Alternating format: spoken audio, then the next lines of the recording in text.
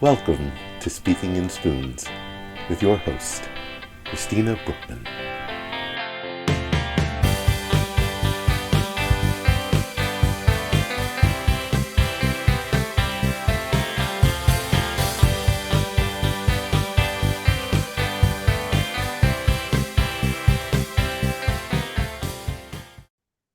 Hi, welcome to Speaking in Spoons. I am your host, Christina Brookman, and today's episode is a personal story of disability, cerebral palsy. With us, we have a special guest, Matthew Shapiro. Hi, Matthew. Thank you for being here with us. Hey, I'm super excited to be here with you guys and have a wonderful conversation about me, which who doesn't love to talk about me? So it's great. No, just kidding. And we just gotten it together. No. No, but I'm very excited to be here. All joking aside. Thank you. We're excited to talk. We already have so many questions. We're starting to ask questions and then we're like, oh, we should record.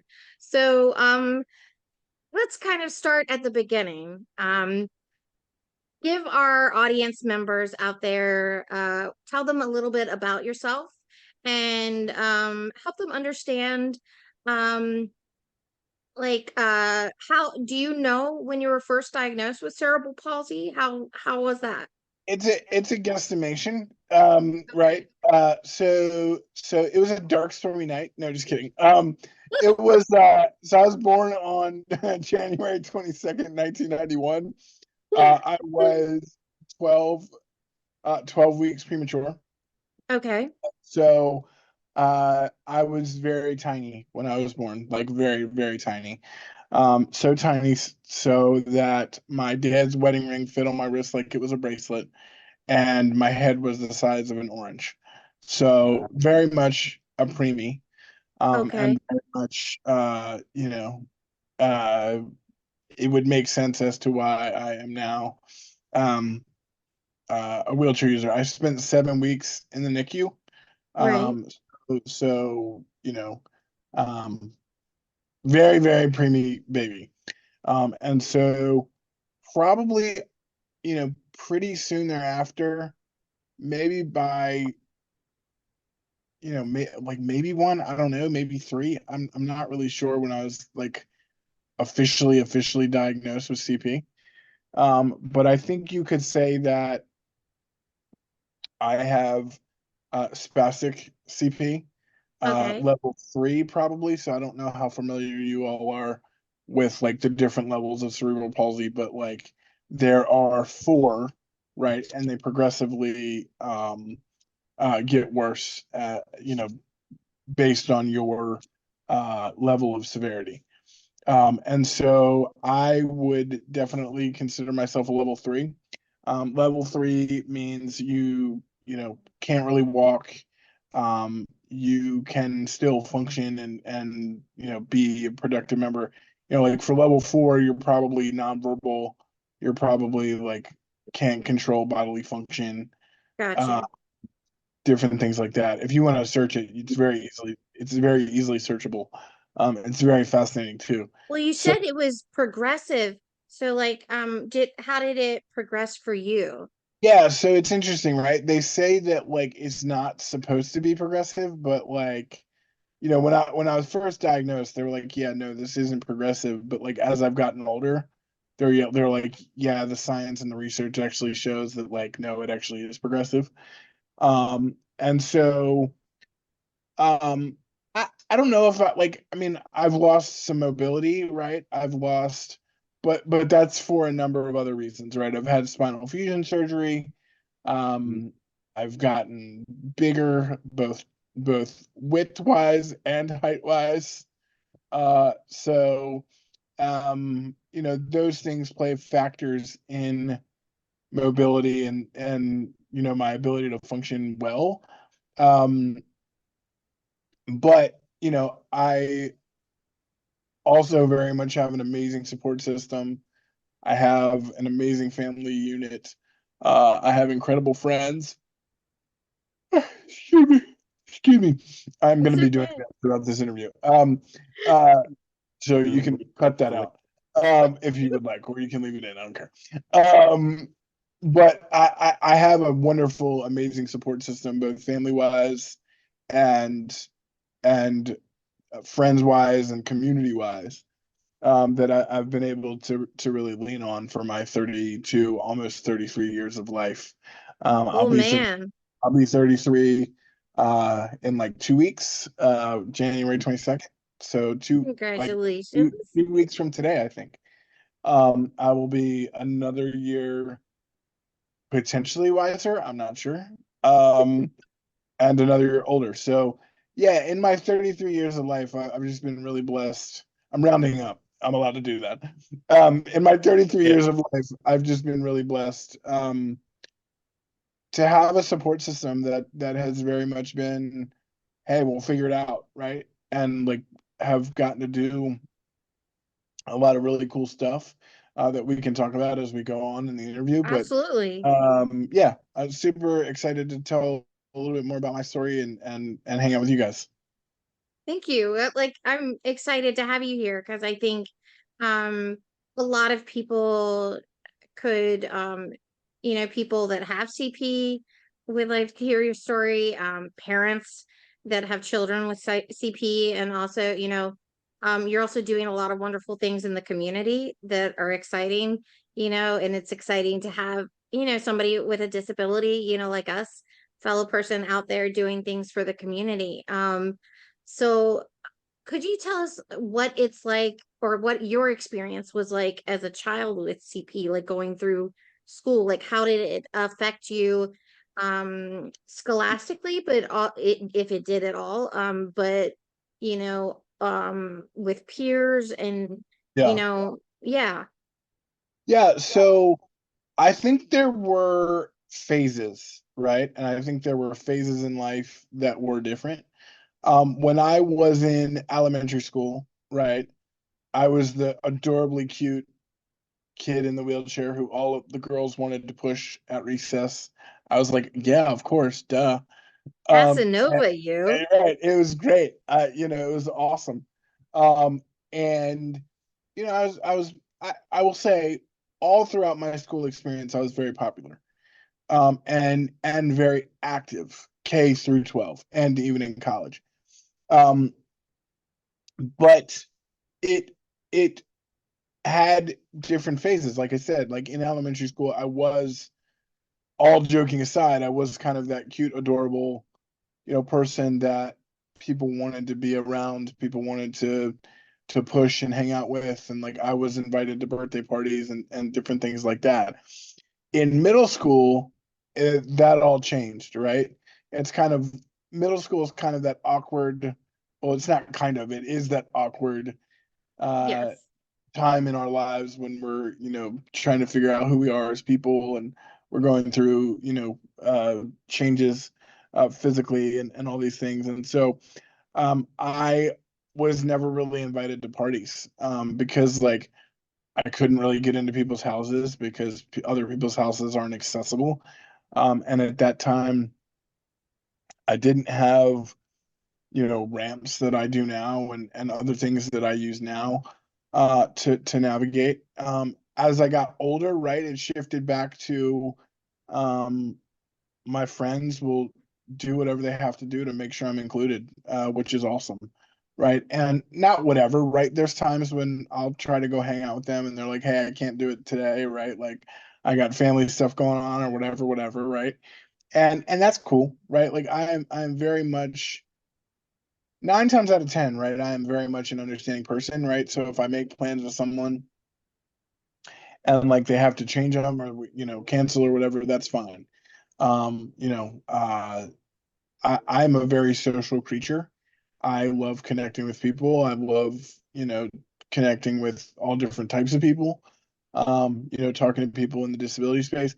So like as I've gotten older, right, what we figured out, when I was in high school and college and other things is like I've had to create my social circles, right? So that basically means, right, like in high school, people would come to my house and hang out at my house, right? Or, we would have parties and stuff here. Like, for example, um, I was the manager of the boys varsity basketball team for 4 years, right? And one of the things that we would do every year was do a team dinner at my house. So the team would come over to the house, hang out and have dinner. Um, I also like created my own social outlets in school by, I was the freshman class president my freshman year of high school. I joined the student newspaper and was on the student newspaper staff for 4 years, two of which was as the editor in chief. Um, I was the manager of the boys varsity basketball team, as I already mentioned. So I would go to practice every day and be part of practice and sit on the end of the bench at all the games and really, really immerse myself in that. So like that's where I got a lot of my socialization, I guess, for lack of a better word.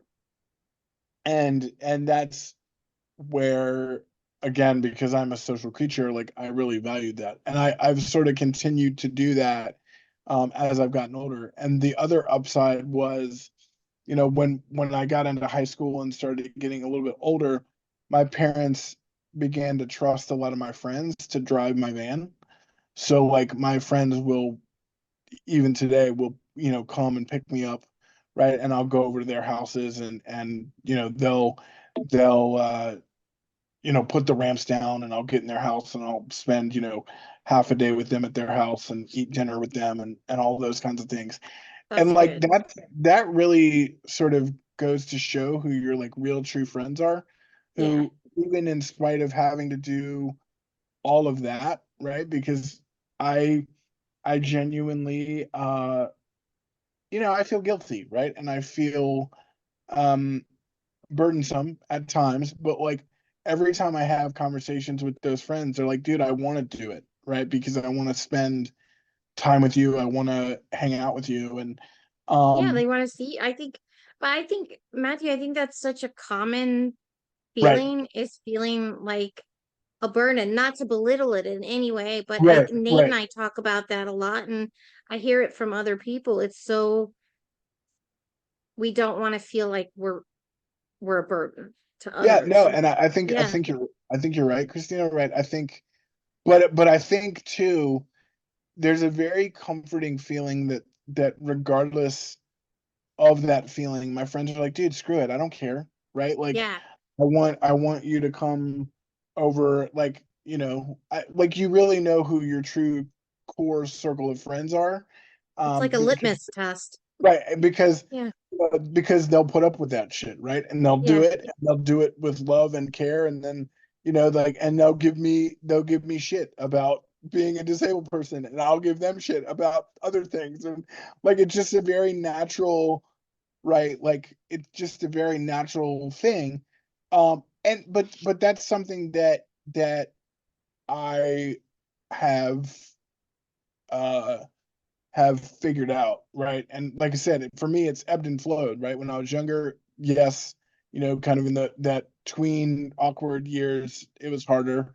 And then as Right. I've gotten older, right, you've just adapted and made it work. Yeah. That's wonderful. And I think I think that's important for other people to hear too, Am I allowed because to it curse is, on the podcast? By the way, I should have well, asked you just before. did. I know I should have asked first. Well, this will be an explicit episode. It's okay. Okay, Matthew's explicit episode. that's right. Um, um, but I think it's, it's sometimes, at least this is what I've experienced. I don't know how it's been for you and Nate. I kind of know Nate, but um, sometimes I feel like I have to work harder to create those or keep those groups in place, because particularly as we get older, people are creating their families, things like that. um if you're not checking in with them and Right. keeping but it's like that for everybody. We just have to, sometimes we need more accommodations. Well, and I think to that point, Christina, right? We have to do, like, yes, it is the same for everyone, right? But I think a lot of times we have to be the ones that initiate the hangout, Yeah. right? Because which is fine, right? And like, whatever. Because a lot of times, to your point, like all of my friends except for one that I can think of right now, are married and have children, right? And Right. so, um, but where does that come into play, right? Well, Right. I am like cool Uncle Matthew to all of them, right? Yeah. And that's something really special, and like I genuinely like that, and like it has become a tradition every Halloween that I go and do trick or treating with one of my best friend's daughters, right? And he'll come pick me up, and we'll like I don't dress up or anything, but like I'll just go and participate in the with the neighborhood, right? Like the whole neighborhood gets together and goes around and does trick or treating. But it's kind of become like a tradition that like I come, and do that with them, and right. So, uh, I'm by blood an uncle to two nieces, right? But I also feel like I have many, many other nieces um that aren't by blood, but that's because, the strong friendships I've had, they've been really good about immersing me in with their children too. Not to make it Yeah. sound like I'm like an adult child, but like, it's become a situation where it's like, yeah, hang out with our kids, like, hang Yeah. out with us, right? Come watch sports, come do all these things. And that really is, you just have to figure that out and what that looks Yeah. like. And you have to, at times, to your point earlier, right? I have to initiate that, which is fine, right? I think that as a person with a disability, and I'm sure Nate and you, Christina, can relate to this, right? Like we have to grab the bull by the balls, right, and make things happen, right? And Yeah. so, um, uh, I'm never afraid to like hit someone up and be like, "Hey, what are you doing?" Right? Like, let's do something. Um, And and I that's think just that my can be nature. hard for people that aren't as extroverted. And Yeah, that's why family and friend support to is so critical, I think. totally, totally agreed. And anyone that knows me knows that I'm the most extroverted extrovert. So, it is not a problem for me to engage with people. Um, Matter of fact, that's kind of where I get my energy from, is from other people. Yeah. And so doing things like this and having these kinds of conversations, and You're gonna make me yawn. sorry, and go like hanging out like this and doing things with friends, um, that's how I get my juices flowing. And so, yeah, but I also understand the challenge that provides if you're an introvert. Well, and how has that we've talked a little bit about this, you and I, but this is a great segue into this episode is following our dateability app episode Yeah, and our month of February um disability and love I love month it. I love it. for Valentine's Day. Yeah, So, how has disability in any way affected romantic relationships for you? yeah. So it has in many ways, right? Um, Good and bad, right? Um, for anyone out there listening, I'm currently single, so if you want a dashingly handsome, or I like to think so, dashingly handsome, uh, semi-successful entrepreneur who also happens to be disabled, I am your guy. So no, but Contact us at speakinginspoons right, at right, right, gmail.com. right, right. But like I've had relationships, right? I've had, I would say, four significant relationships in my life. Um, they all obviously ended for one reason or another. Um, all but one of them were with able-bodied uh, female partners. Um, and I am someone that needs basically 100% assistance with care. Once I'm in my wheelchair, I'm a wheelchair user. I use a power chair to navigate the world every day. Once I'm in my wheelchair, as long as things are within reach of me or within arm's reach, I can function well. I can't make food. Sorry. I can't make food. I need help, full assistance with the bathroom in all instances. And so if someone is going to date me, right, they're going to date all aspects of me. And that is the hard part, right? And it's funny, I was just talking about this in therapy, which I highly recommend therapy for everybody. It is amazing. Love it. I was just talking about this in therapy the other day because I was sort of starting a new situation with somebody. Um, Christina, we talked about this offline a little bit. Yeah. I was starting a new situation with somebody and it was going well. And like she was the first person where I think immediately from the jump, I was just like 100% honest, right? And I was like, hey, here's the deal. Here's what to expect. Here's how it would go. Um, and that didn't work either, right? So am struggling, and I really talked about this in therapy a lot last week of like, okay, which way do you go, right? Do you start off slow, right, and say, hey, like I'll teach you this stuff in time, and I'll share this stuff with you in time. But I've had experiences where I've done that, and that scared people away, right? Because they then realize, oh my gosh, this is like either way you look at it, it's going to be a lot, right? And Right. I try to be very clear and transparent about that in the beginning of any kind of sorry, uh, It's okay.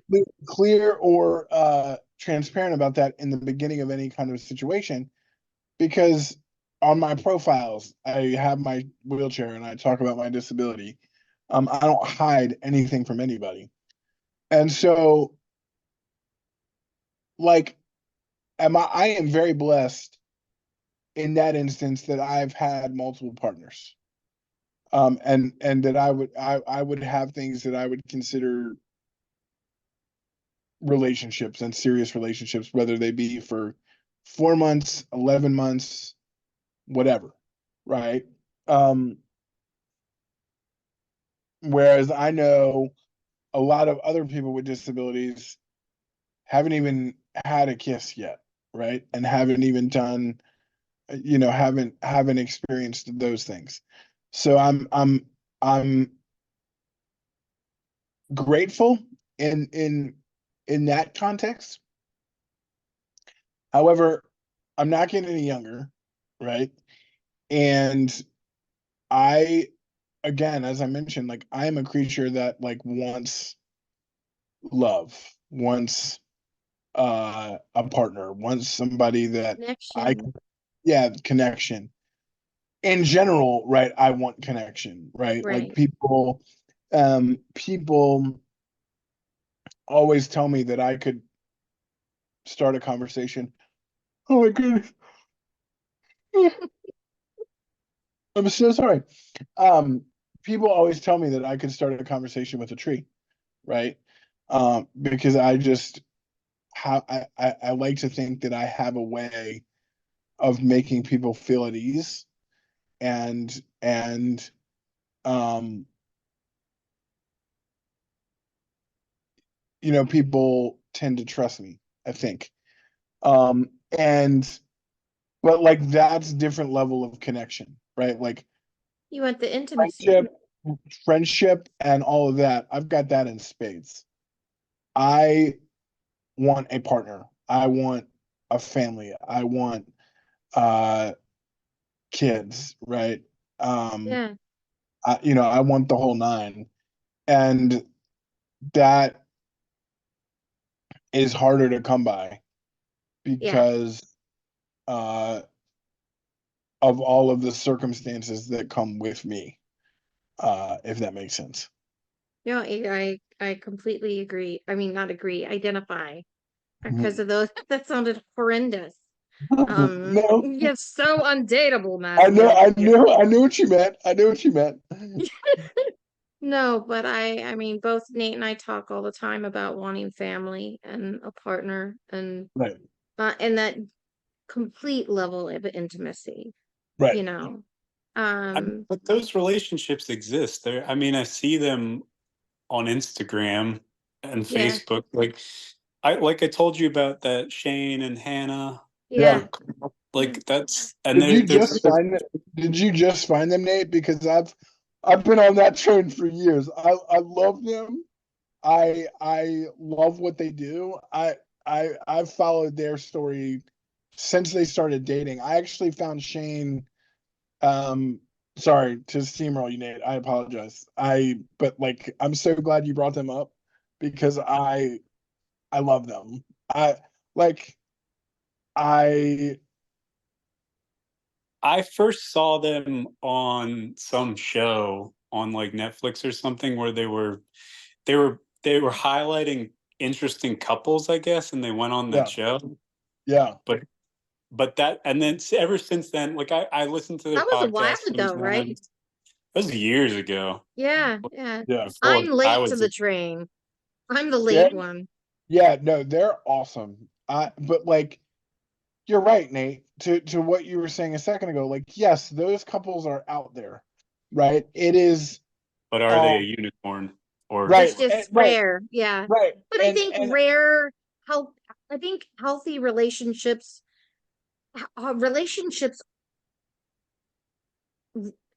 good, healthy relationships are hard in general because relationships are work. Like right marriage is work. That's why there's so much divorce, I think. yes Um, but then we're also adding in a whole other level of hardship that it makes it like I yeah, know you were talking about Matthew with me the other day and just now the level of care that you need that it's right in realism a real partner for you if you're going to have days where it's just you and them they're right also going to be in form a caretaker right um right. and same with me yeah yeah and it's interesting, right? Because I have always said to all of my partners, like I never expect you to do 100% of my care, right? yeah Like that would just not be physically fair to you as my loved one, right? And so like I am very open and I've been very open with partners to say, hey, like we can get help. Like I don't hmm mind having other people provide care, but like I do want you to know how to do it, right? And I do want you to want to do it at times. Do I expect you to do it 100% of the time? No. But there's if there's a something snowstorm or something and it's just the right, two yeah right, it's right, important right. But I also think there is, and I get this from Shane and Hannah actually, because they talk about this quite a lot. Right. And I think they are a very unique pair that like Hannah often says, and this is sort of how I view it too. But Hannah often says, right, like the caregiving is just another part of our daily routine, right? yeah Like it's not anything different. It's not anything above and beyond. It's just what we do and how we do it. a And great perspective and truth yeah right, no, and that I mean it's 100% truth, right? yeah Um, I and like that ultimately, right, is like what I'm looking for in a partner, right? Like, and again, I recognize that it's like it's a lot to ask of someone. They have to have the right mentality and the right uh uh like mental calmness, I guess, Mm. or Yeah. uh uh um ability, I guess, for lack of a better word, to be able to navigate that. Um, yeah but that is here, you hit it like the calm like being able to stay calm during crisis and not right, you know not that uh, there's always crisis but right, Yeah. Right. Yeah, and Nate, to your point, to add to it, right? The other thing that is I find, and again, I get this from Shane and Hannah.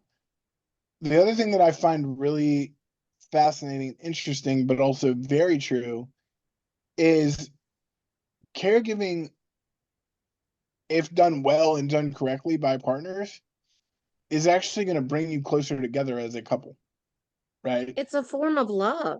Right. Well, and Yeah. but like think about also the vulnerability that's required of that, Yeah. right? Right. To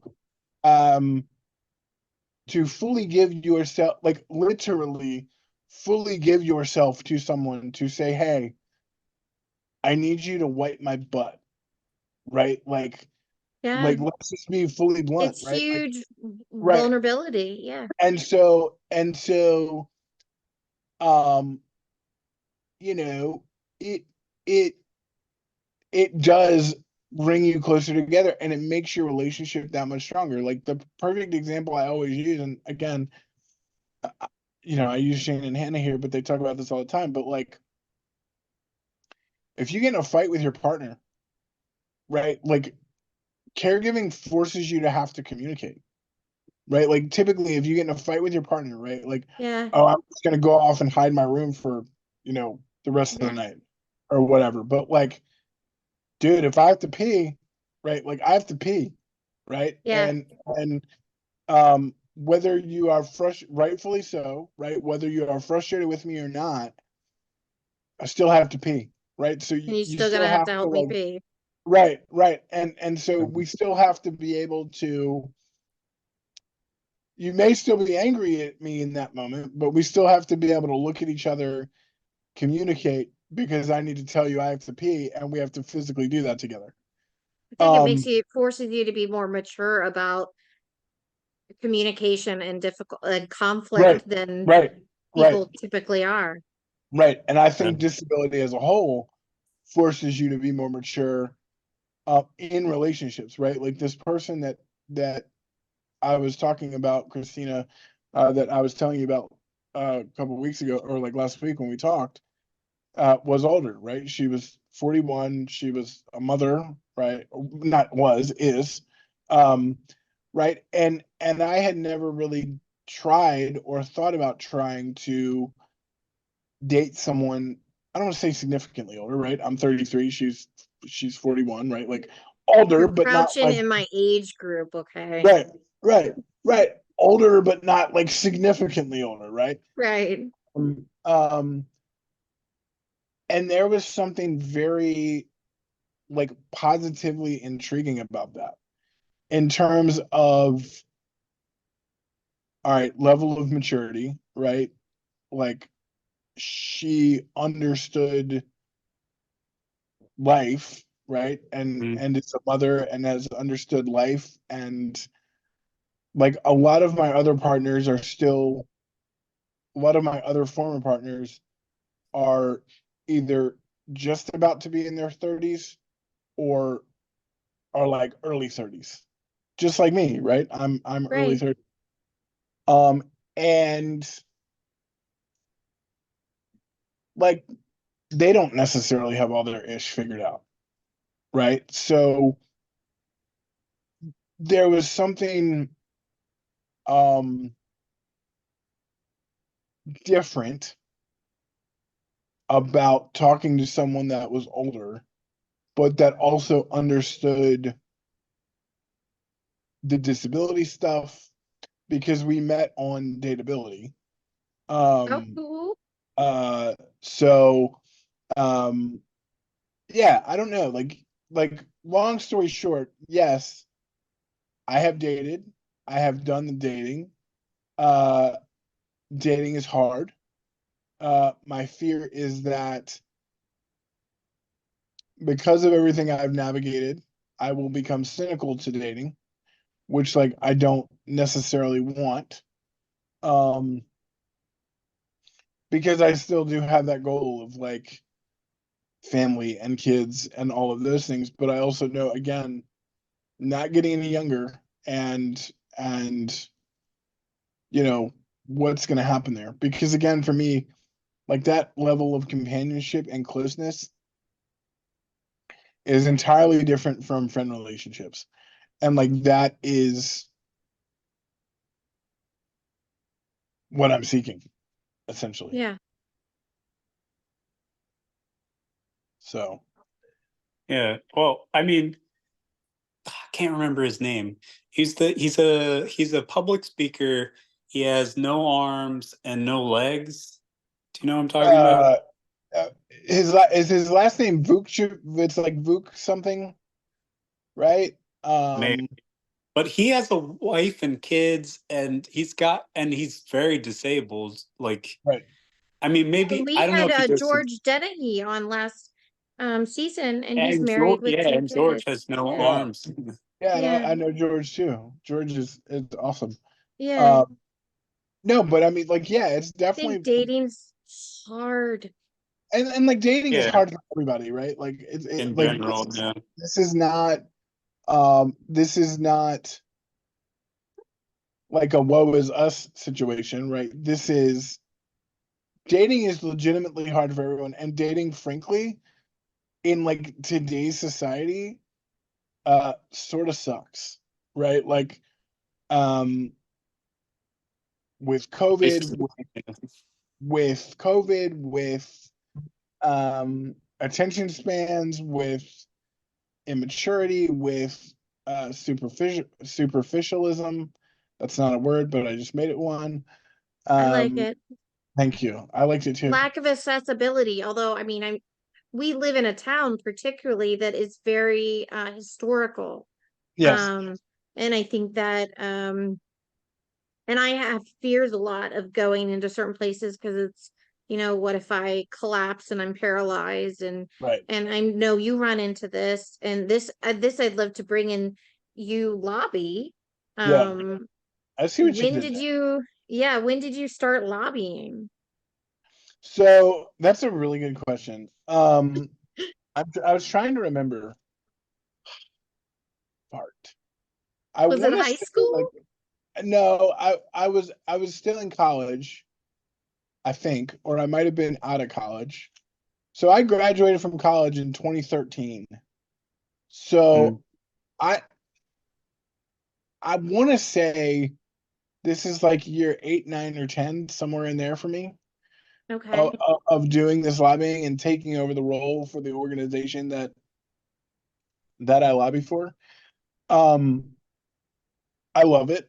You know, we were sort of joking before we went on air tonight, but uh I love it, but also like it's like a love and a loathe thing, right? I legitimately love it. I legitimately am a political nerd. I have been very blessed to be part of changing laws and getting legislation done probably on at least 6 different occasions, right? So like I have maybe more, maybe a little bit less. I don't have the exact number off the top of my head, but like I've been very fortunate to get some really important things done in the Commonwealth of Virginia, right? Like last session, we ended the use of subminimum wage payments in the Commonwealth of Virginia, which we are super blessed about, right? We're, no longer paying people under 14C. And for those that don't know, that's part of the Fair Labor Standards Act that said we can pay, workers with disabilities could be paid below minimum wage, so that basically means uh, that they could make pennies a day, not an hour, a day, right? Wow. And they would come away with paychecks that were something like $5 to $10 for a week's worth of work, right? Um, a very gross practice, and we were able to get that done, right? We were able to eliminate that. We were part of a group that helped to establish um, an alternative application process to make it easier for individuals with disabilities to get into state government jobs. Over the last probably 6 to 8 administrations, we have had legislation to try and increase the number of people with disabilities employed in state government. And the last time I heard this data was probably 2 summers ago, 2 or 3 summers ago now, and we were still under 1% of the working population in the Commonwealth of Virginia in state agency jobs being disabled employees. Because of this alternative application process, we have seen an increase. I don't know if I would call. I don't know the exact data because I haven't heard from the agency in a while. But And what would be considered an alternative application? Like, how is it yeah, helpful to people with yeah. disabilities? So that's a really good question. So, it so the way that and see, now you're making me have to brush off my old knowledge. This is good. The way that the system works, right now, there are online portals that people use when they apply for state agency jobs. Okay. Typically, right, if you don't have the right keywords, your application goes to the bottom of the pile because you don't have the right keywords in your application. That often hindered people with disabilities because their applications, often ended up at the bottom, right? And so this alternative application is an alternative application, like it's literally what it sounds. It's a different application that someone can fill out where they ask for a letter of disability that like proves that they are disabled. And what it does is it allows for someone to take a role on a probationary period. Okay. So like, let's say, are you familiar at all, guys, with the Schedule A process in DC and like how that whole process works? No, this just reminded me of when we had the gentleman from DARS on, how they would pay companies for like a preliminary, basis for bringing in employees. Yeah. So basically, right, how it works is somebody works a job through this alternative application process. They work a job and for a probationary period, prove that they can do the job. And if they meet all the benchmarks and can prove they can do the job, that job then automatically rolls over into full-time employment. That's cool.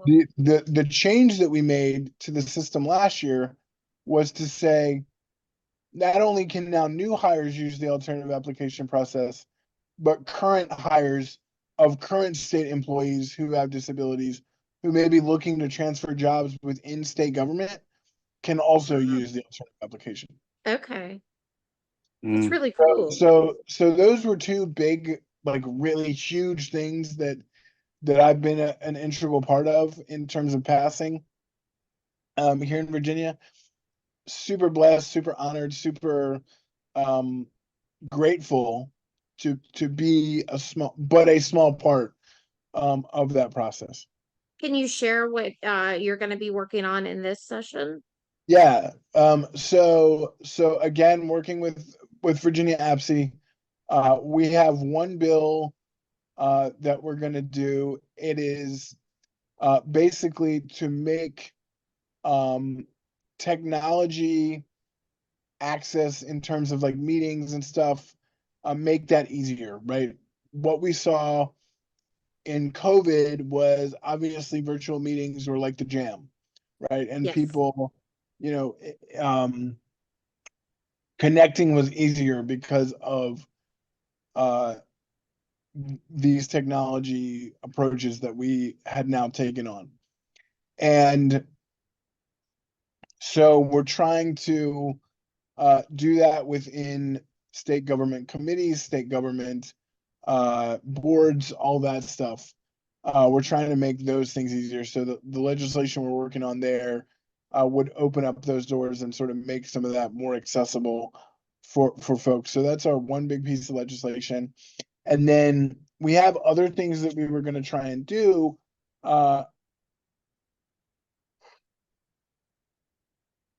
Excuse me. Unfortunately, though, we were not able to find a patron for the bill within the appropriate amount of time. And so a patron, for those that may or may not know, is the legislator that actually like carries the bill to say, hey, this is one of my bills. Like I am Gotcha. working on this issue with this person. So they'll be the ones that get up on the floor of the House of Delegates or the state Senate and say, hey, we want to end sub minimum wage, right? And we're doing it with this bill. Here's why this is important. So we couldn't find someone to do that for some other things that we want to do. And so because of that, we're going to do a lot of groundwork work this session and introduce the idea to a lot of members, talk to them about why it's important, really start to lay the foundation For of what next year. next year will Gotcha. hopefully be a bill, and we can work it through the process. That's exciting. Also, huh? That's exciting. Yeah, no, it is, and I'm a nerd too. yeah, no, and it's a situation where it's a big bill, and the other thing that's there's a lot for those that may not know, there's a lot of change going on in the General Assembly this year. We have 30% turnover of our elected officials from the last session to this session. We had an election in November here in Virginia, and we're in a brand new legislative building where all of the members' offices are located, and different things like that. So there's a whole lot of new that will be in this year's session, and so that's part of what's adding to the angst, I think, a little bit, is just Yeah, all the newness that is going to come with session. I can imagine. Yeah. It's a lot, like with everything going on.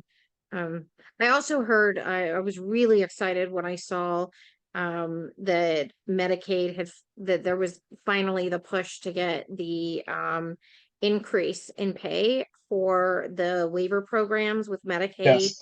And for those of you out there, that is how those of us with disabilities, adult and children, the caretakers are paid. And their pay rate is just, and even with the increase, it is so abysmally low. It's I it's Yes. been really hard for me to find caretakers.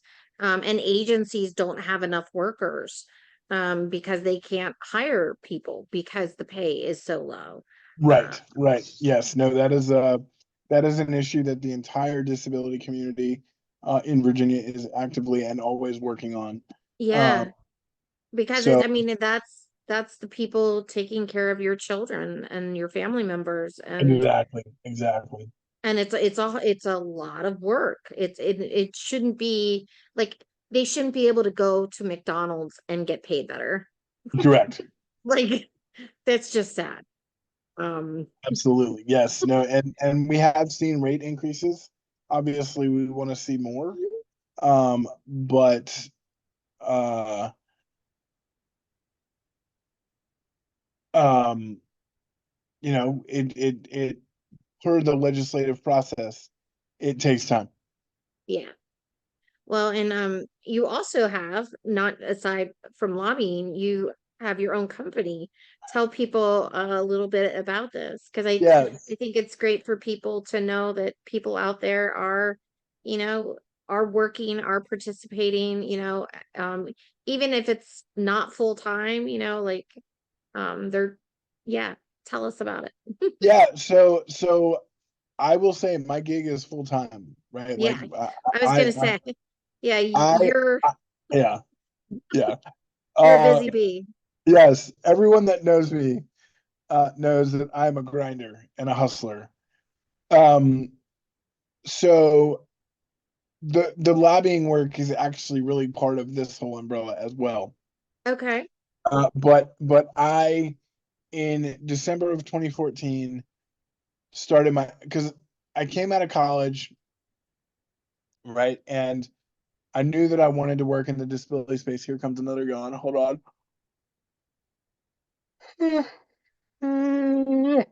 Excuse me. I knew that I wanted to work in the disability space, right? And I went the traditional route. Like, I did traditional interviews. I found jobs that I was interested in, tried to go through the process, blah, blah, blah. Was doing interviews and was thinking I was doing interviews really well, because for me, interviews are just giant conversations, right? And so felt like I was doing really well in these interview settings, but I was never getting offered full-time employment. And so I was like, well, I got to figure out how to make money. Like, I've got to figure out how to, like, make an impact in this world and make a living. And I don't want to be on benefits my whole life.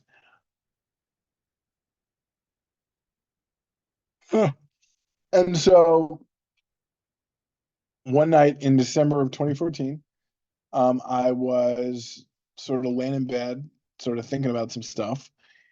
And I sort of had this idea dawn on me of, why don't I try to start my own disability consulting business? Up until that point in my career, I had been doing consulting without it really being called consulting, right? Like, I would consult and I'd get like $250, $500 stipends to, Right. like, to do these things. I had done a ton of public speaking as a youth, doing my youth programming. I loved public speaking. I still love public speaking. I've never met an audience that I didn't love engaging with, and I didn't love hopefully sharing a positive message with. And I had interned in the General Assembly, and had some political chops at that point. And so I said, let me try and take everything that I know, all my background, all my experience, and turn it into a consulting business. And so that's where Six Wheels Consulting was born. And so we work with really anybody, not in the disability community, right? Because I think everyone in the disability community understands this, to think about how to be more inclusive to the disability community. I do construction project work and think about, how do we build things? How are we laying things out? I have done assessments of spaces, from business spaces to theme parks. I did some work with Dollywood theme parks, Oh, cool. to assess their park from an accessibility and inclusion standpoint. I am currently, on two architect projects. I'm doing some public speaking programming for another architect firm. I am starting to get a lot more work kind of in the disability and travel space. How do we make travel and leisure and all that stuff more accessible and inclusive to people with disabilities? Matter of fact, I just booked a speaking gig in Tampa, Florida, sometime later in the year.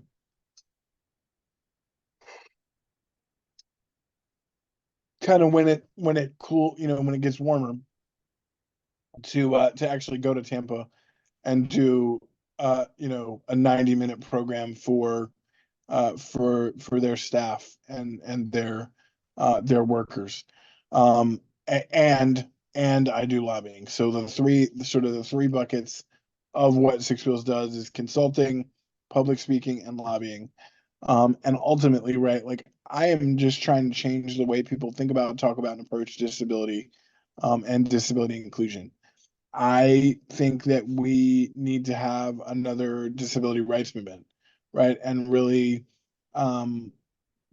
start driving at, like, okay, how can we make significant change in um in housing for people with disabilities? How can we make Mm. significant change in attendant care for people with disabilities? How can we make significant change in employment? All of the issues that were around in 1990, 91 when the ADA was passed are still prevalent today, right? Yeah. Have they gotten better? Absolutely.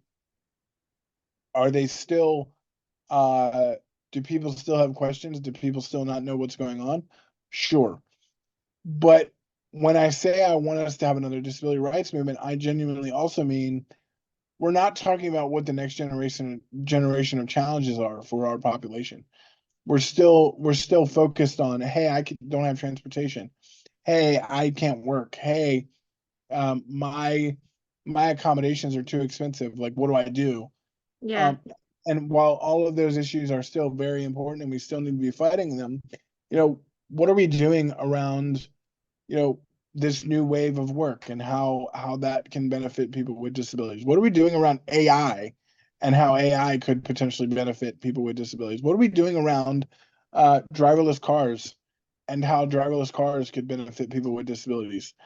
We're not, right? Because we are still focused on old school problems or old school challenges because society still hasn't fully accepted us, I would say. Well, and also as society has changed, there's new problems that have arisen that relate to Correct. the old problems. Like, and we're having you back for another episode to discuss the whole, like, rethinking inclusion, because inclusion means so many things. Yeah. And people think, just one thing, but like, we used to have lamps everywhere, and now there's, it's an explosion of LED, which people are Right. very sensitive to, not just photosensitive, but they can cause heat reactions in people. Right. So yeah, absolutely. So I love that you're talking with businesses and about that. That's really Yeah, cool. and I mean, think about it this way too, right? Like, and I smack people with this in the face all the time, and people are like, "Oh my God, you're so right." Why do we continue to build those stairs? Right? Like, why can't we build with ramps? Right? Rather than having stairs, put ramps in those places. Da Vinci, back in his day, you can Google this. He built something, or he made a model for something called the perfect city. And in the perfect city, there were no stairs. Yeah. Right? It was all ramps. It was on the water, right? There were dams, all this stuff. If Da Vinci can think that in his time, what are we doing? Right? Like, what are we doing? Why do we continue to build with stairs? Why do we why does accessibility in America suck, but yet accessibility in Europe and other countries is a million times better than what it will ever be in America at this point? As somebody that has traveled to 13 countries in my life, I have seen how accessibility is handled in Paris, how accessibility is handled in Italy, how accessibility is handled in Amsterdam. And let me tell you, they do it so much better than we do. And my question is why? Right? Like, yes, we know that everything comes down to money, right? And money is the true factor of all things. But to me, that's a bullshit excuse. Well, people also think short term and not long term. And if you Correct. invest in these systems, if you're investing in your community, you invest in your people, it pays back in the long run. Correct. And okay, so I have a question for you, like, because I keep calling your business the wrong name. Yeah. I keep saying Four Wheels. Where does the name Six Wheels come from? Yeah. So it's very easy. There are 6 wheels on my wheelchair. Oh, And so very, now I feel very stupid. easy. No, don't feel stupid. There are 2 small wheels in the front that no one ever Okay, sees, but that adds to the 6. And so we that don't want makes to mess sense. up the branding, right? Do you So have a yeah, name for no, your wheelchair? Because I name all of my motility devices. I don't have a name for my wheelchair. I've never named my wheelchairs. Uh what do you name your devices? Well, I had my scooter. When I had a scooter, I named it Tom because of Tom Cruise, like That's Days of funny. Thunder. And That's good. then my cane, my friend's um son got me Superman tape because I love Superman, and we wrapped Who it in doesn't? that, and I named him Clark, so I had Nice. Yeah. and my old roommate, he helped me, and when I realized I had to go back in the wheelchair, I was like, okay, help me pimp my ride. Nice. So I created an Amazon account for, like, bedazzlements for the Of course chair. you did. And I think I'm Why gonna am I with this. not surprised? Why not? And he told me he'd get, like, because I was like, I want flashing lights on it for when I back up. And he's like, we can put a clown car on it. I have all of these design ideas. And see, I think you should be dressing up for Halloween with your niece, because Yeah, there are cool costumes. There are there cool, are. like, wheelchair costumes. Like, there's our Darth Vader ones, Yeah, and yeah. like Star Trek. Like, you can, like, there's just, and Doctor Who. I've never really, in all of my years doing Halloween, I never really incorporated my wheelchair. And Um, that is yeah, blasphemy. yeah, I know. Um, uh, although I will say, my go-to costume for Halloween, I'll wear it all the time. I'm FDR. Nice. I'll get like a little Yorkie dog and put it on my shoulder. Right, I'll put a blanket over my legs. I'll do the whole nine and be FDR. So that's my go-to Halloween costume for sure. You would love this. My service dog, we dressed her up as RBG because she's solid black, and Yes. she has, like, my nurse told me she has resting bitch face. So we put, like, lace around her, and so she looks like, and I've got this great picture of her where she looks like I descend. That's awesome. You need to make a meme of that. You need to make a Yeah, meme of that. That's yeah. awesome. Well, Yeah, thank but you. Do you have any other yeah, questions, Nate? Oh, Oh, sorry. I was gonna ask, like, this was before we started. I was like, what do you dread about lobbying? You said it was, you liked lobbying, but there was also this part that yeah. you didn't like about it. What, I was wondering what I that was. mean, so like it's not so much that like yes, I used the word dread. I did. I dread. I'm trying to think of the right way to say this. I love doing the lobbying work. It is a lot of work. It is a lot of hours. It is a lot of. I do not mind wearing a suit every day, but like I love being in comfy clothes, Yeah. right? And so from January 10th to March 1st to be on that grind 4 days a week, while I love it and I've been very blessed, it's a lot. And so there's typical, like, instead of Sunday scaries, it's like first day of school scaries, right? Or first Mhm. day of session scaries. That I think all of us get, all of my lobbyist friends can relate.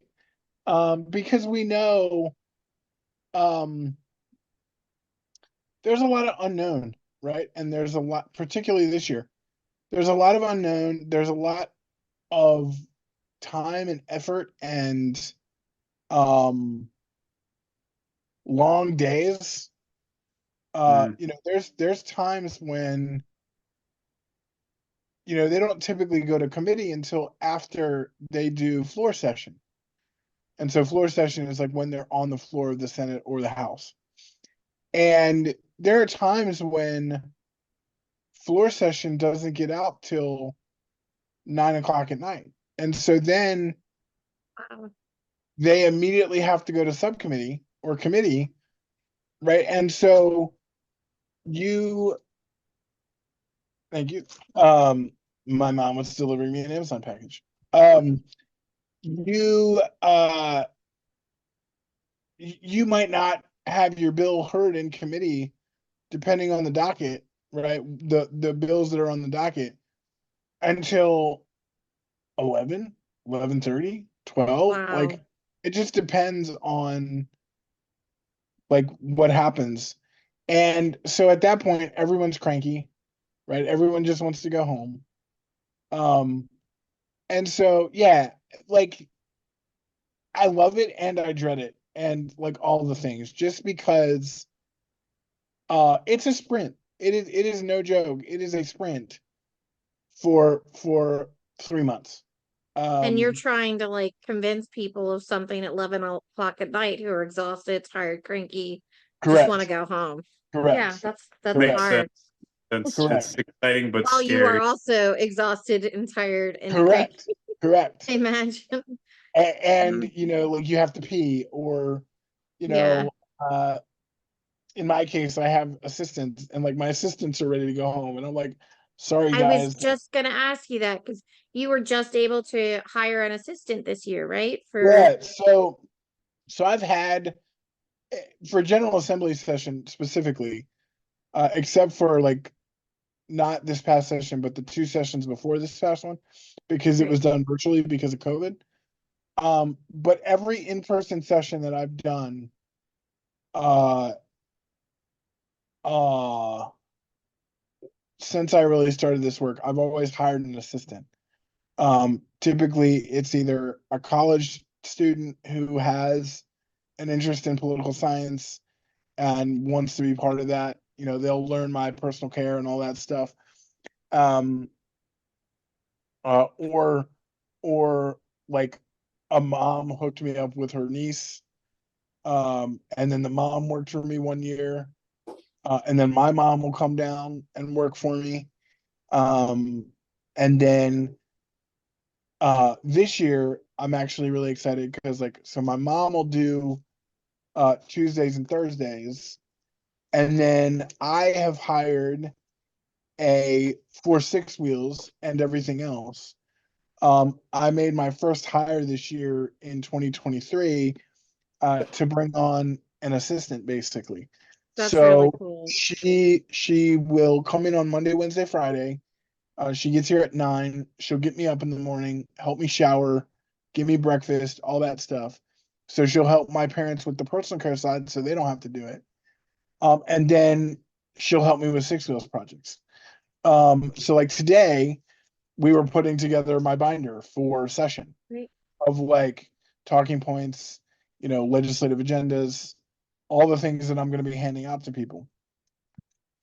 And so, like, while I went to the doctor, she went to Kinko's for me, or you know, FedEx to get copies made. Um, you know, she is answering emails. She's helping with projects. She is helping with assessments. So, like, we'll both go do assessments together. One of the other big things I do for Six Wheels is like assessments to spaces. So Yeah. before the holiday, we finished. She and I did probably 3 assessments in the last 2 or 3 months of the year. So you know, she's helping to write up the reports, and she is a godsend. I have told her already, like, you are never allowed to leave. You are stuck here forever. I can imagine it helps you feel even more empowered to do all the things you I mean, want to like, we're do. so much more productive, Yeah. right? Because like I can work on some stuff and she can work on stuff separately. Yeah. So and she likes the work. She likes, you know, she does personal care, right? And she likes the disability inclusion work. So, oh my God, she's the best. I love her. Um, I although today she was funny because like I had her go get copies and I told her I need 150 copies each of these 3 documents. And so she's like, I messed up. I got you 450 copies of each thing. And I was like, it's all good. She's like, I made you pay more and I feel terrible. And I was like, it's okay. You know, we'll use it or whatever. But she was like, this is my first mistake. And I was like, I'll let you, it's okay. You're fine. But she's amazing. She the most important thing, right, is she shows up on time. She shows up when she's supposed to. She like when I ask her to do something, she does a really good job at it. I don't have to I don't have to hover. I can give her tasks and I can say go. And right. like if she has questions, she just asks me questions. I don't have to micromanage, right? Like it is nice, but it literally doubles our work capacity, which That's means exciting. we can get more done. So like the company pays her, right? Like so Yeah. she is an employee of the company basically.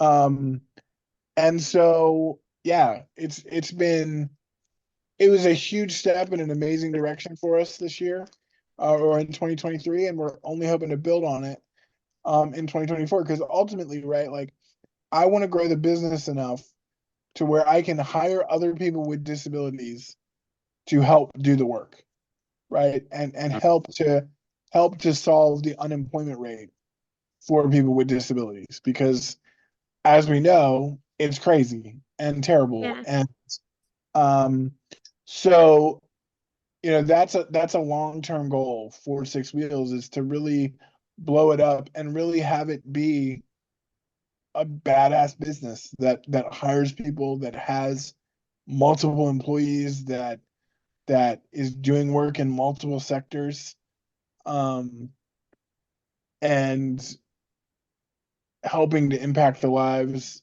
of those that work for us, but then also the lives of disabled people that don't work for us. Right. That is the goal and the vision and the hope for sure. Well, thank you, Matthew. Thanks for coming on today. And it's I really am excited about the things that you're doing with Six Wheels, and it's always fun to talk to you. Thank you very Um, much, and yeah, likewise, Christina. Likewise. thank you. And those that are listening, stay tuned because we're gonna have well, Nate and I have an after party right after this, and then we'll be bringing Matthew back at some point to talk about inclusion, like we were talking about. Well, and you probably also will hear my voice during the Dateability episode if you haven't already heard Yes, that. they have already heard that, but if they haven't watched it, go watch it. Go back and watch Yes, it. yes, it's Shame a good on you. episode. It's a good And episode. stay tuned. Save your spoons.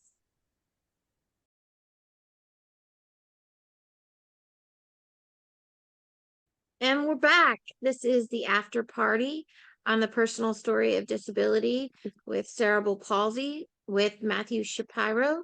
And I am your host, Christina Brookman, with Dr. Nate Strauss. Hey, Nate.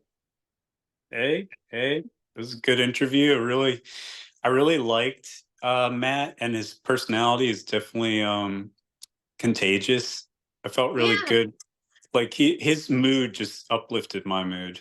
I tell you that's that. Like good. the wonder he's in politics. Like he's got the flair for it. Yeah, I think I was kind of in an odd place too, and we all got to talking and laughing, and he's got a good spirit and good he's passionate about all of this stuff, to help other people and to help himself, and like he said, like he wants to have, just this fulfilling life and has his goals and his dreams. And I mean, I totally get that. Um, And he and it dreams does, of Da Vinci cities, huh? Da Vinci cities, Da Vinci Yeah. skates. Like I think I would be pretty. To dreams of Paris and Yeah, Amsterdam. yeah, or Yeah, yeah. It's Iceland just more. yeah. Iceland and where is very, very cold that I could go. Oh, yeah, that too. But I mean, it's just, I mean, I haven't been to those countries, but I trust that he knows what he's talking about when it comes to Yeah. accessibility. It would be interesting to kind of learn more about the accessibility in different countries. Like what it is like for, because I looked at some of those old buildings. I'm like, oh, I really love to go to Venice. I'd love to go to Italy, but how in the world would I get up the stairs of, and then you look and they've had little itty bitty like chairs and stuff that'll go up. They've had that for a while, for elderly and disabled. um so I think it really is about, keeping in mind your community. I mean, certain cultures, they take care of their elderly and their sick, and we as a country have kind of gone This away. We it's kind of Yeah, we don't like to talk about them or see them, or consider them, it's just we're sort of disabled, and this country is kind of shunned in a lot And of ways. I don't think it's an intentional thing. I think it's like I was inviting people to hang out at my place, and I invited Matt, and then I was like, it didn't even occur to me that he couldn't get in because I use a wheelchair in public spaces because of my sudden paralysis, but I'm able well, it depends on the day. If I'm having a good day, I can use my cane and, assistance to go up and down the two stairs on my mom's porch, Right. But he'd asked about, accessibility, but he has, and then I apologized, but he has a, folding ramp that he can take. And I was like, that's really cool. And then I also like learned something that's useful. But also like I don't think it's done out of, I think it's just people are familiar with what their own experience, and we don't necessarily step out of our own experience. That's one thing I think is wonderful about the arts, and having children trained in the arts from a young age is teaching them to kind of take their brain, put their bodies in somebody else's body and life and experience. That empathy, I think, is important. It's not something you learn in normal, scholastic Yeah. settings. And Yeah. I think that would be really good, but still um yeah, like even from disability to disability, we don't know each other's experience, and that's what's great about, like, because with cerebral palsy, like I didn't know, like, when would the diagnosis be, and I'm sure it's different from different ages, but Well, it's hard to gauge it in an infant. Like, I know autism isn't diagnosed until like 2, and yeah. it's hard to know developmentally whether someone's going to be, physically disabled or mentally disabled. You just, Well, my cousin's child was nonverbal for a very long time, and he may still be on the spectrum, but now he's doing really well. They just put him in like a learning a disability category, but now he's verbal, and every person is different. It's and I think that's why they have such a hard time. But early intervention, with some of those things is so important. yeah, yeah, agreed. Like, the sooner you Yeah, can catch something, the better. But yeah, not, I mean, not always. It's a person to person type of thing. I know that development is something we don't think about as being yeah, different for everybody, but it is it can diverge for a lot of people, and yeah. I think people don't, as a whole, don't quite understand that. And I mean, I'm still trying to learn it. Like, you see people just like, how do you end up this way? It's because there's some developmental divergency, not necessarily bad, but just Right. different. I But really everything, connected to him always feeling like the uncle. Um, and I heard a I little mean, bit of you I, in that too. Yeah. I am the uncle too, and I'm also a January birth. I'm 6 days after him, Oh wow. so we were both Aquarius. Kismet. Yeah. But it's it's those things you think about when you're a kid or you're growing up with, you watch other people, and I think Facebook, social media has made it worse for me.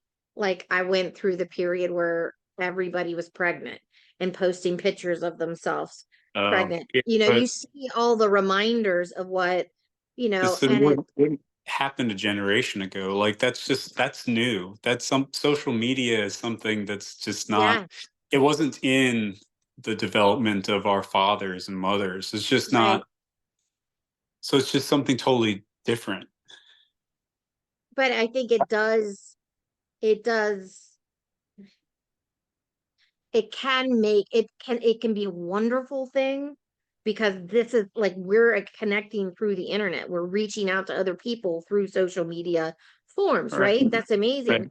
And, we're having our silverware support once a month. But it also, you can get too focused watching what everyone else has, like seeing, the happy sides that people are showing of themselves, the marriages, the babies, the families at Halloween, or every year, the kids with the cute pictures of, I'm 5, this is my first year in kindergarten or first grade, and then I turn into a girl, and I'm like, and I want to dress my dog and my cat up and put like a little thing.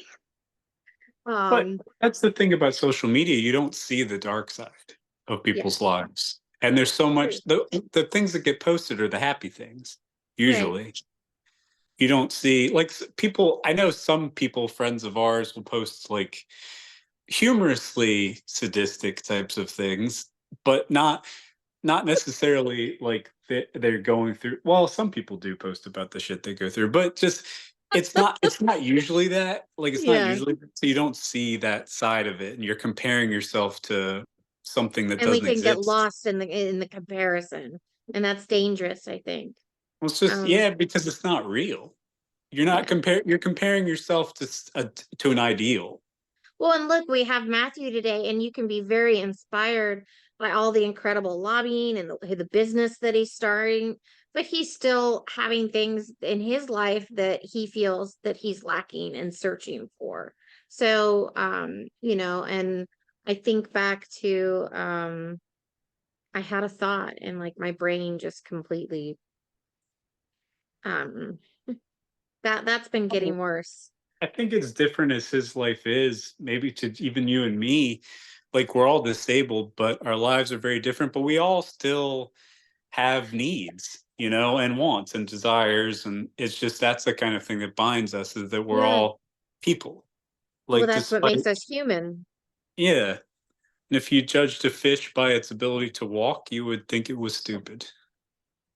I love that. Or maybe it's the climate tree. I forget. There's Einstein said it. I've heard that. Was it Einstein? Okay. It's attributed to Einstein. I don't know if it's actually him. Well, he was so smart. But well, then I'm definitely a fish. Definitely a fish. Me too. Me too. When I was a swimmer, and I'm a Pisces, so there you go. Einstein had it right. Because I can't walk.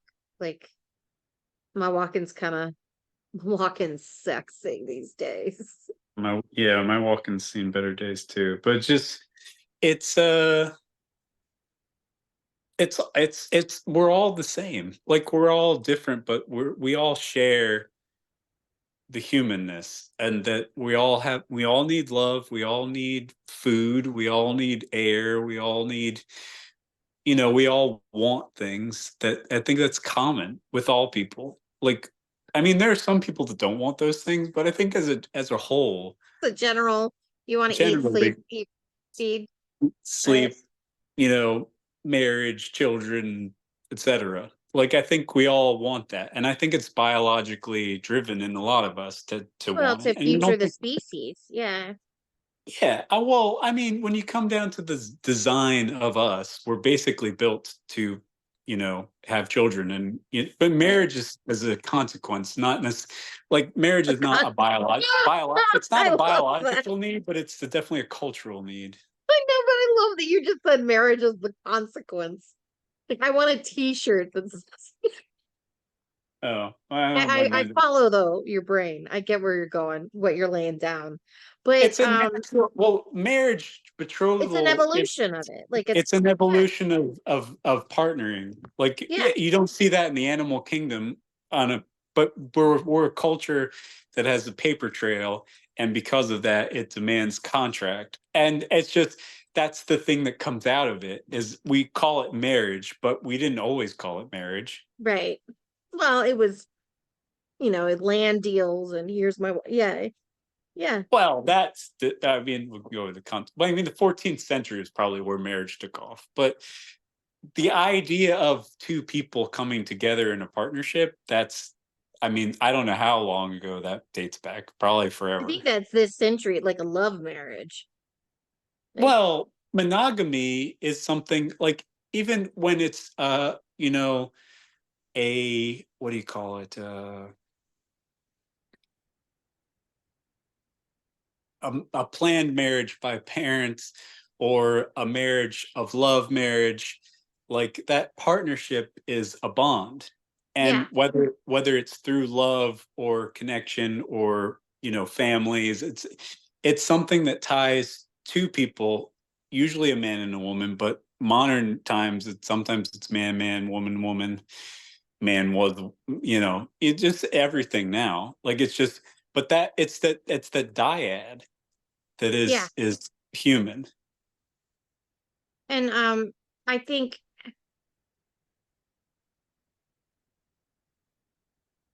Getting real deep here. we really are. Something I had thought of, and kind of it's going back to like the, different disabilities, and like what I find interesting, each time we meet people and everybody's got different things that they're battling or that they've learned from their experiences. I think there are, and this goes back to the inclusion and the lobbying that he's doing too. I'm not making any sense, but the gist of what I'm trying to say is that I think in general, people make assumptions about people with disabilities, Mm, including people with disabilities. So not just able-bodied people, but people with disabilities. And I think, people might look at someone who is in a wheelchair and assume they may not be able to work. But look at him. He's lobbying and like doing all of yeah, this stuff. And he's like, I couldn't do that. There's no way I could do that. I'm in awe of that. Like, and but I me think too. that's the mistake we make as a society, is judging, is just making assumptions about people before we hear their story and get to know them. You can't judge a book by its cover, and it's so cliche and it's so simple, but people might look at us and think, oh, they could do something like that, and they can't. I was very fortunate that I just went to a disability expo. I have two new caretakers, and they are incredible. I lucked out so much with them. It's really hard to get good caretakers, Hmm. and and it is allowing me to participate in society more than I've ever like able not ever that I've been able to do in a very, very long time, and I could go to this disability expo and talk to people and meet them and learn about their companies and how they help people with disabilities and what they do, and tell them about the podcast, and exchange information. And then when I went paralyzed and it was too much, my caretaker could sit me next to somebody I know, give me my medicine, and put sunglasses on me. And then she could go around and talk about the podcast, give our information to people and learn about them, get their information, and so that I would have it. Um, and so, but I still got to go, and that I would not have that if I didn't have the resource of a caretaker provided by Medicaid. And that's what people's taxes go to. Right. It helps people, But and without, like, I could cry just thinking about just having that experience. but without the work that people like Matt are doing, that stuff could disappear. Exactly. um and that's what's um but yeah, you can't assume things, and I think it's so important to ask questions and not be scared to ask a question. And for those of us with disabilities, I think we need to really work on ourselves and work on getting comfortable with people asking us questions and not being embarrassed or ashamed of ourselves, so that we can share that information with other people and other people can learn, because that's the only way we're all going to be working together. Like, how would I know that he's got a transportable ramp? I don't. But, well, I mean, I need to learn that. But I do you get what I'm trying to say? It's not coming out right, but I think I'm just trying to say, if you have a question about somebody, like, how does this work? How do you do that? I think, it's okay to ask. And if someone's offended, I mean, you can't control everybody. You can't predict how everybody's gonna react. But I think for those with disabilities out there, I think genuinely when people ask a question, it's because they care enough to, you know. Yeah. If they're making Yeah. it as a statement because they're being a jerk, that's different, but if they're genuinely asking a question, and I guess I keep saying this, but I it's so important what he's doing, going to businesses, talking about inclusion, looking at, theme parks. Like, I'd love to go to a theme park, but I'm like, how do I do that? And to know that there's somebody out there that gets what it's like to be disabled, talking to those businesses. I mean, that's really exciting, you know? Yeah. No, I agree 100%. Like, it's just a lot of the stuff, like, other people are we're not the last people to get disabled. And I think No. making it easier for people who will eventually become disabled, sadly Yeah. enough, like, more people will be disabled, and it'll be great to actually have that kind of firmament in place for them. Absolutely. Yeah. It's helping our generation, and it's helping the ones to come. It's just it's and it, I think it's also giving back from the help that we've received. And this is what I wanted to say. I I think a lot of it has to do with his internal personality and his gregarious personality and drive, but he also repeatedly talked about his support system at home Right. and his support system with friends. But I think it really does start like with your friends, your community, your family at home. And George Dennehy really talked about that too, about he was our guest who was given up for adoption in Romania because he didn't have arms, and then was adopted by a family in America, and had a very supportive family and church and friend support group. And I think that just can make all the difference for somebody with a disability, a chronic illness, and the elderly. I agree. Well, thanks, Nate, as always. And guys out there, save your spoons, and we look forward to talking to you in March.